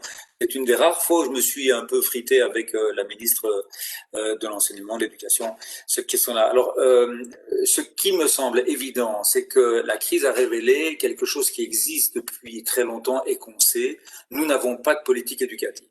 Voilà. On a une politique scolaire, on a une politique du temps libre, on a une politique d'accueil de la petite enfance, mais on n'a pas de politique éducative. Ça veut dire qu'on n'a pas un plan, entre guillemets, pour nos enfants depuis leur naissance jusqu'à leurs 18 ans. Et donc, on le voit de manière très flagrante dans le fait que les acteurs de l'éducation formelle, ça veut dire l'école, ont très peu de relations. Alors, de manière générale, hein, je fais la caricature, je sais bien que dans certains lieux, c'est bien mieux que ce que je dis, mais ont très peu de relations avec le monde de l'éducation non formelle, ATL, maison de jeunes, dispositif milieu ouvert de l'aide à la jeunesse, centre d'éducation permanente. Ces relations sont mauvaises. De manière très générale, elles sont mauvaises, avec des regards extrêmement négatifs de part et d'autre, des regards faux, des images tout à fait tronquées des réalités. Et donc, il faut absolument, et je réponds directement à Mme Tettelbaum, qu'est-ce qu'on peut faire au niveau législatif? C'est essayer de mettre un peu d'ordre dans tout ça, faire en sorte que ça fonctionne.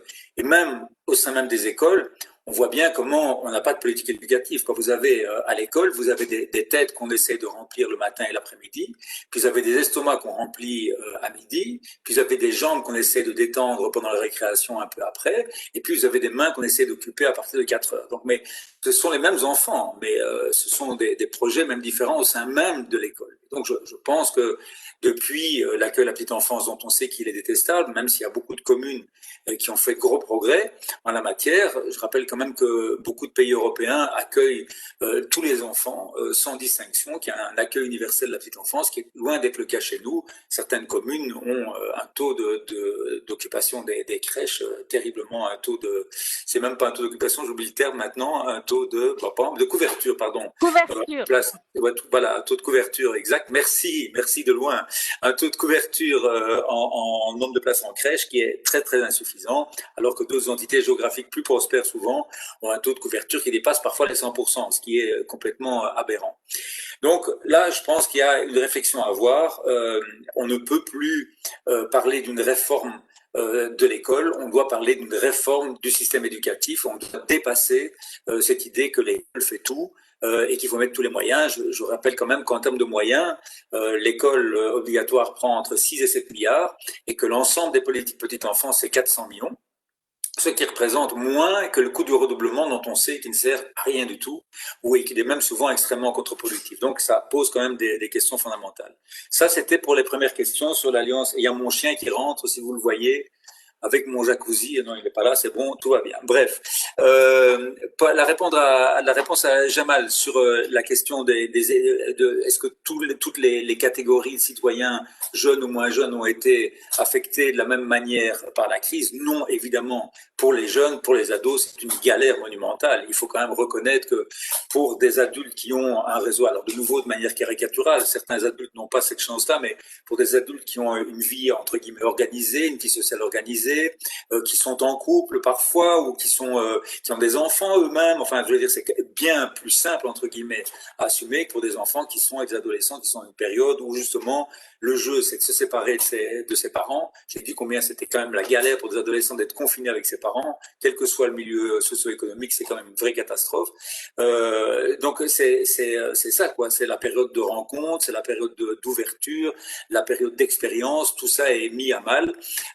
Et même l'école dont c'est pas l'adolescence qu'on préfère aller à l'école, c'est pas l'activité qu'on préfère, mais même ça, il voudrait que ça recommence, quoi. Je veux dire, de manière relativement continue, parce que les relations, c'est effectivement important. Donc, je pense qu'on peut dire clairement que les adolescents, ils payent quand même le prix très, très, très cher à cette crise qu'on connaît.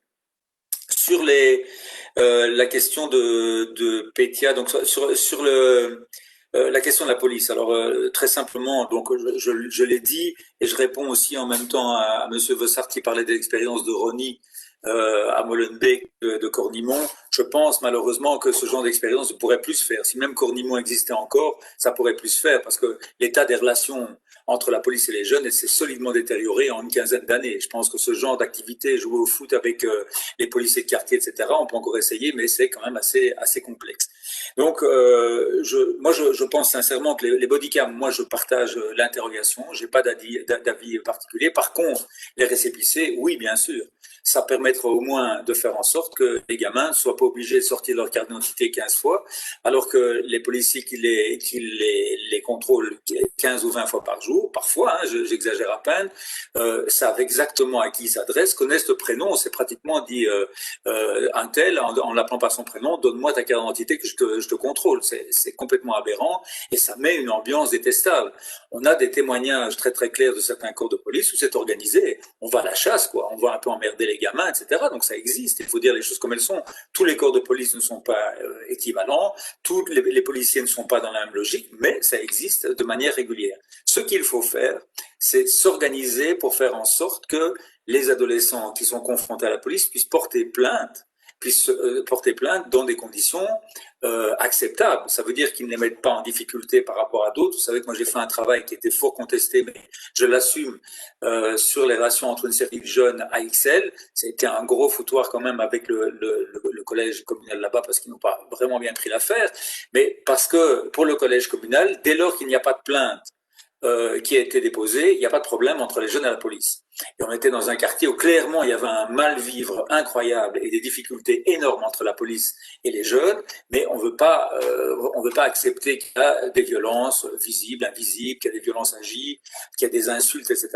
On veut pas l'accepter parce que la plainte n'a pas été déposée. Mais quand vous dites aux gamins pourquoi tu n'as pas été déposé plainte, il dit parce que j'ai pas envie de me retrouver dans des situations compliquées après, j'ai pas envie de me retrouver attaché au radiateur pendant une soirée complète, j'ai pas envie d'être dans des difficultés particulières. Donc je pense que là il faut entendre ça et ce récépissé, en tous les cas, serait à mon avis intéressant parce qu'il permettrait au moins de monitorer les contrôles qui sont organisés dans certains quartiers et qui sont, à mon avis, assez régulièrement excessifs.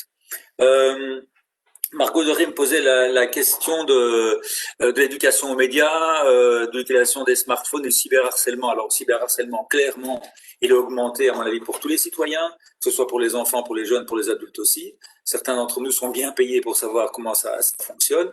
Et puis pour le reste, je pense aussi qu'il faut regretter qu'il y a eu une augmentation, avec Child Focus l'a rappelé, pédopornographie, harcèlement sexuel de la part d'adultes sur des enfants à travers les réseaux sociaux notamment, pendant ces périodes de confinement. C'était très très important et je pense qu'il faut tenir compte de ça pour la suite, essayer de voir comment on peut protéger les enfants de ce type de comportement abusif de la part d'adultes. Alors, elle posait la question de savoir comment est-ce qu'on peut faire pour avoir une communication adaptée. Eh bien, de nouveau, la réponse est relativement simple, en mettant en pratique un des autres droits qui est garanti par la Convention des droits de l'enfant, en travaillant sur la participation. je disais qu'il y a une campagne qui me semble bien foutue, qui va être promue par la COCOM et la COCOF, je sais pas, je crois que c'est en tous les cas la COCOM. Elle a été discutée, travaillée avec des groupes tests, avec des enfants, avec des jeunes qui ont donné leur point de vue, etc. Donc ça ne sert à rien de se dire on va prendre des mots, des codes qui correspondent et en tant qu'adulte on les connaît. Nous on ne les connaît pas. Il faut les tester, il faut le travailler avec des enfants et des adolescents pour savoir ce qui correspond à ce qu'ils souhaitent et donc de travailler de manière participative. Il y a beaucoup de jeunes d'ailleurs qui sont très très doués en matière de communication, qui utilisent des moyens techniques, numériques de manière très simple et qui peuvent, pardon, mon téléphone sonne, je le coupe. Donc je crois que là, de nouveau, participation, c'est ça qui peut aider. Alors, sur la question de Monsieur Suarez sur l'accès à la parole, est-ce que les enfants ont eu l'occasion de parler, etc. De nouveau, hein, moi je pense que ce qu'il faut faire, c'est ne pas croire qu'on peut, de manière ponctuelle, donner accès à une parole construite. Il faut que ce soit régulier. Je veux dire, des espaces de parole dans les écoles, des espaces de parole dans les organisations de jeunesse, des espaces de parole dans les clubs de sport, qu'on travaille quand même clairement sur ces espaces de parole, faire en sorte que... Moi, je discutais encore tout à l'heure, je faisais une interview sur la question du harcèlement scolaire. Je dis de manière empirique, hein, je n'ai pas de recherche, je ne pense pas qu'il en existe, mais de manière empirique, je pense qu'on a les écoles dites actives, hein, donc pédagogie alternative, moderne, même si elles sont très anciennes, les phénomènes de harcèlement semblent moins accentués. Mais clairement, ce sont des écoles dans lesquelles les espaces de parole sont clairement institués, qu'il y a des forums réguliers, que dès qu'il y a une difficulté qui surgit, elle est traitée de manière immédiate, je veux dire sans trop attendre, et que donc forcément les phénomènes de harcèlement, même s'ils existent, sont moins importants. Je rappelle d'ailleurs que quand on dit harcèlement scolaire, quand on dit harcèlement d'enfants, on dit harcèlement scolaire. Je rappelle quand même qu'évidemment, ça se passe, ce type de harcèlement ne se passe pas avec la même intensité dans des clubs sportifs, dans des organisations de jeunesse, dans des mouvements de jeunesse, parce que l'école est productrice d'un taux de violence institutionnelle, invisible, insidieuse, qui est importante et qui appelle en retour des violences agies, dont le harcèlement. Donc je pense qu'on n'arrivera jamais, même si on peut limiter les phénomènes de harcèlement à l'école, on n'arrivera jamais à les abattre, je vais dire, les éliminer complètement dans une école qui continue à produire beaucoup d'inégalités. Et donc ça, malheureusement, les enquêtes PISA sont là pour nous le rappeler régulièrement. On a un souci de ce côté-là. Donc, je pense que Madame Tard disait exactement pareil, hein, redonner la parole. C'est très important, c'est super important. Comment les impliquer en commission de la... Moi, je vous avoue que j'ai pas trop de réponses, en tous les cas, si j'en ai, mais difficile à donner ici, en quelques... Mais je pense que les impliquer, c'est vraiment les impliquer. De nouveau, c'est ce qu'on a besoin, ce dont on a besoin avec les jeunes, je pense, c'est un dialogue structuré. C'est pas un dialogue ponctuel. C'est pas tiens, il y a un problème dans un quartier, il y a eu, on a renversé les poubelles, on a mis feu les poubelles, on va descendre dans le quartier, on va discuter avec les jeunes. Non, ça sert à rien, parce qu'ils vont toujours vous demander la même chose.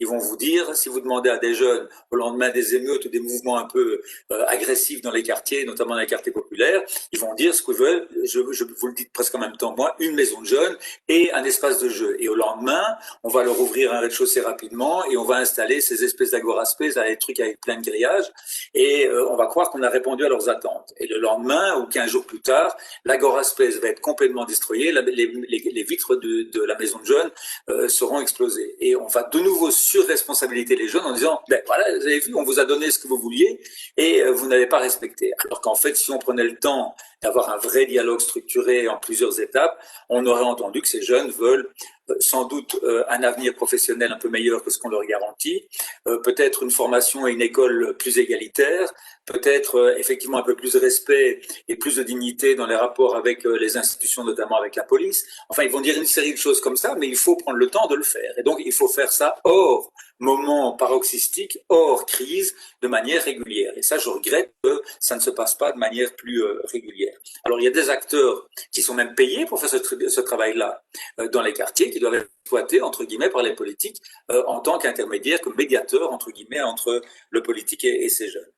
Alors, Madame Lefranc, vous avez mentionné la question des violences conjugales et tout, évidemment, pour ce qui nous concerne, les enfants exposés aux violences conjugales. Je rappelle que pour un enfant, être exposé aux violences conjugales, ça représente un véritable traumatisme. Hein. Certains enfants exposés aux violences conjugales, on considère que c'est comme s'ils étaient présents dans un attentat. Hein. Donc ça a des dégâts considérables. Certains spécialistes estiment que c'est plus dangereux psychiquement pour un enfant d'être exposé aux violences de ses parents que d'être soi-même battu ou maltraité par ses parents. Parce que ce déchirement sans limite en présence des enfants, c'est vraiment des dégâts psychologiques très importants. Donc, je pense que effectivement, cette période de confinement, cette période de grand stress qu'on a connue, a certainement augmenté le taux de violence conjugale, et que forcément, on a beaucoup d'enfants qui ont été concernés. Je suis ravi de voir qu'on a quand même au niveau des violences conjugales, et qu'il y a quand même certaines initiatives qui n'ont pas tardé lors du premier confinement, avec des numéros d'appel, etc., et qu'on a été attentifs. Je suis ravi, et je pense qu'il faut tenir ça en mémoire pour d'autres expériences difficiles qu'on viendra à connaître par la suite. Madame Lefranc, vous parlez aussi de la relation qui change, le rapport qui change avec les enseignants. J'ai envie de dire heureusement. Alors peut-être bien que ça s'est fait de manière un peu anarchique, mais mon Dieu, si on pouvait effectivement à l'avenir imaginer de changer les relations entre les enseignants et les élèves, ce serait pas mal, et que cette relation évolue en même temps que l'évolution dans le milieu scolaire du concept d'autorité qu'on a débattu ici. Je pense que ça, c'est un vrai débat qu'on ne peut pas avoir ici. Mais aujourd'hui, il faut quand même reconnaître que le concept d'autorité, comme il est agi dans les écoles, est un concept d'autorité qui date du 19e siècle, pratiquement. Et que donc, c'est faux de croire que les écoles sont en difficulté parce que l'autorité n'est plus ce qu'elle était, etc.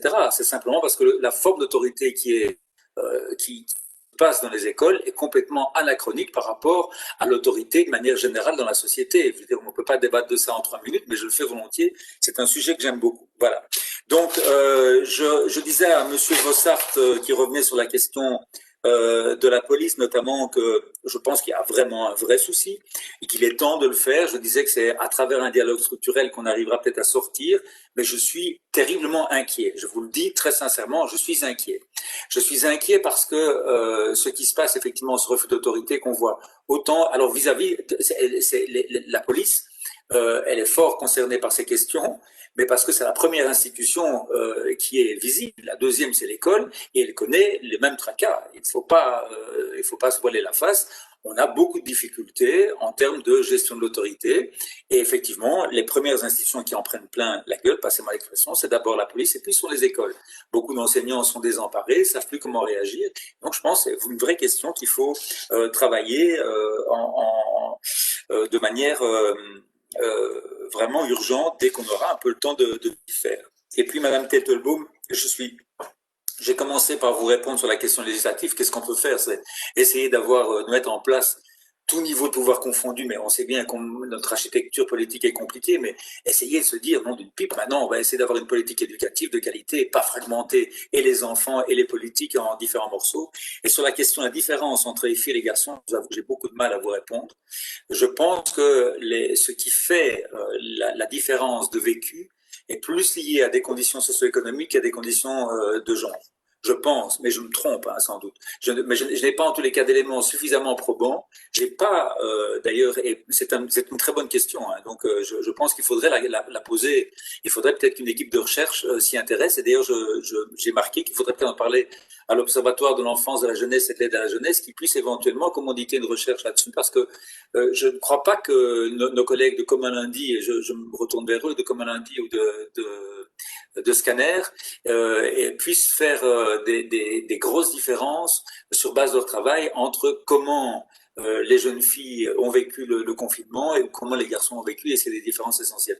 Moi, je suis incapable de le dire en tout cas. Je dois vous le dire très clairement, très simplement. Voilà, Madame la Présidente. Merci beaucoup. Alors, je vois que dans le chat, il nous est dit qu'il y a au niveau du genre, il y a des études internationales qui peuvent nous être envoyées par Madame le ministre. Voilà, merci beaucoup. Je pense que ça pourrait être intéressant, en effet. Et Ouais, pardon, quelqu'un? J'ai tout à fait, pardon, j'avais pas coupé mon... Pas de problème. Donc, je voulais vous dire, parce qu'évidemment, je sens bien la frustration, il y a tellement de choses encore à discuter. Et comme je vous avais dit au moment de l'introduction de notre séance, en fait, on a longuement réfléchi avec Monsieur De Vos sur la manière dont on allait faire ce retour. Et c'est vrai qu'il y avait la frustration de ne pas pouvoir avoir un dialogue avec les jeunes. Et donc, on voulait absolument faire ce moment, surtout en lien avec la Journée internationale des droits de l'enfant, faire quand même ce moment de retour, parce que je pense qu'il n'était pas, en tout cas, il était nécessaire de pouvoir avoir ce moment alors qu'on est justement dans une période encore de crise et de confinement, et qu'il ne fallait pas attendre justement la fin de la crise, ou en tout cas à nouveau et attendre que la vague se calme. Mais nous souhaitons malgré tout refaire un moment en présentiel, je dirais, comme on dit maintenant, c'est un mot qui est devenu courant, avec les jeunes et avec justement toujours ceux qui souhaitent participer et qui ont vraiment encadré et organisé ces témoignages et ce suivi de ce projet. Donc voilà, ce n'est que partie remise, je dirais. J'espère qu'on pourra vraiment l'organiser dans pas trop longtemps, mais voilà, il y aura ce moment encore de discussion. Moi, je le souhaite vraiment pour qu'on puisse avoir ce dialogue avec les jeunes. Ce ne sera pas la première fois, puisque cette année, nous avons eu déjà, je vous repasse la parole, mais on a eu un moment déjà avec des jeunes, hein, dans le cadre des jeunes en errance. Donc, je pense qu'il est important que notre Parlement soit ouvert à tous les citoyens et citoyennes et aussi aux jeunes. Ils ont fait vraiment un point important. Alors, de toute façon, Monsieur De Vos, je voulais vous repasser la parole pour pouvoir avoir un mot de la fin. Je ne me tromperai plus sur votre prénom. C'est promis, je ne sais pas ce qu'il y a ce soir. J'ai vraiment voilà, mon cerveau embrouillé. Mais donc, je repasse la parole, Bernard De Vos. Pour la fin, peut-être? Oui, j'ai pas de souci. Je connais bien Pascal, alors il n'y a aucun problème. Hein, donc, je suis pas fâché, donc il n'y a aucun problème. J'imagine que ça lui arrive une fois de temps en temps de se faire appeler Bernard aussi, donc il n'y a pas de problème. Il y a encore Marc De Vos, hein, qui est un médecin qui travaille en toxicomanie. Donc, de la confusion, ça va plus être possible pour moi. Il n'y a pas de problème. Donc, je voulais simplement dire qu'effectivement, moi, je vous l'ai dit d'entrée de jeu, je suis un peu mal à l'aise d'être le porte-parole des jeunes qui sont tout à fait capables de s'exprimer eux-mêmes. Donc, je suis ravi que vous ayez gardé l'idée de les rencontrer et de leur permettre de s'exprimer directement vis-à-vis des parlementaires. Mais indépendamment de ça, donc, j'ai remis mon rapport d'activité. Donc, c'est mon dernier rapport d'activité puisque je termine mon mandat dans quelques mois. Et donc, il est arrivé par le passé que je le présente évidemment aux autorités de la communauté française, mais il m'est arrivé régulièrement, au moins 2-3 reprises, de le présenter devant un parlement, je ne sais pas lequel, du côté bruxellois, et je le refais volontiers parce qu'il y a effectivement beaucoup de questions qui pourraient vous intéresser. Enfin, je pense modestement. Donc, je le fais volontiers à votre demande. Hein. Et encore, je suis encore là jusqu'en mois de juin. Après, il faudra voir avec mon successeur. Voilà, mais donc, on en reparlera au bureau élargi pour cette proposition. Je pense que c'est évidemment important. Et je sais qu'on le reçoit de toute façon, comme vous l'aviez dit, hein, de nous envoyer à tous les parlementaires. Et donc, je mettrai en tout cas ce point à l'ordre du jour du prochain bureau élargi. Parfait. Moi, je n'ai pas de mot de la fin. Moi, un mot de la fin, à part vous remercier toutes et tous de vos questions et de votre intérêt pour le travail, remercier une nouvelle fois les collègues et remercier Maud et peut-être passer la parole à Maud plutôt. Moi, je voulais aussi vous remercier tous et toutes infiniment du fond du cœur et aussi rappeler, ne pas terminer non plus de manière pessimiste, mais dire aussi que toute crise est aussi une opportunité de mieux faire les choses. Et donc, j'espère qu'en tous les cas, cette pandémie permettra d'améliorer les droits de l'enfant à la fois en matière de santé et d'éducation, de réduire les inégalités et de faire mieux entendre, en tous les cas, leur voix à tous les niveaux et de manière durable. Donc voilà, je voulais vraiment vous remercier du fond du cœur. Et en tous les cas, on se reverra, je l'espère, toutes et toutes très vite pour poursuivre le débat. Merci beaucoup. Et donc, en effet, c'est un début de travail, hein, comme pour les jeunes en errance, on poursuit ce travail. Vous avez raison, je pense qu'il faut voir ça, même s'il y a des inquiétudes qui ont été dites. C'est important qu'on puisse essayer d'en faire justement une force et d'essayer d'améliorer ce qui existe, ce qui se fait. Et en tout cas, dans ce Parlement, nous essaierons de poursuivre ce travail tout au long de la législature avec vous, avec les jeunes. Et je suis certaine que les députés qui sont ici aujourd'hui, mais d'autres qui n'ont pas pu être présents parce qu'il y avait d'autres commissions budget notamment, auront vraiment à cœur de poursuivre ce travail. Voilà, mais donc je vais terminer par là. Merci à vous tous et je vous souhaite une très bonne soirée À tout bientôt. Au revoir. Au revoir. Bonne soirée à tout le monde.